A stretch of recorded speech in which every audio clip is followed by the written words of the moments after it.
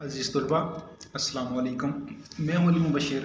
आप देख रहे हैं पाकिस्तान की सबसे बड़ी यूनिवर्सिटी का पहला और मुस्तनद YouTube channel MP student care line. और वो स्टूडेंट्स जिनका कोई ना कोई एग्ज़ाम 2 बार हो चुका है, यानी एक सब्जेक्ट को उन्होंने 2 बार पास किया है, तो अब नई पॉलिसी के मुताबिक आपको वो सब्जेक्ट चेंज कराना पड़ेगा। पहले ये होता था कि यूनिवर्सिटी खुद ही कुछ ना कुछ ज़्यादातर वो करती थी कि कम नंबर वाला कैंसिल करके ज़्यादा नंबर वाला आपको इंक्लूड कर देती थी फाइनल एग्जाम या फाइनल मार्क्स के अंदर। लेकिन अब ऐसा हो रहा है कि अगर आप डिग्री के लिए अप्लाई कर रहे हैं तो यूनिवर्सिटी उस पर ऑब्जेक्शन लगा रही है कि आप अपना डुप्लीकेट जो सब्जेक्ट जो आपने एक से ज़्यादा बार पास कर लिया उसको कैंसिल करें।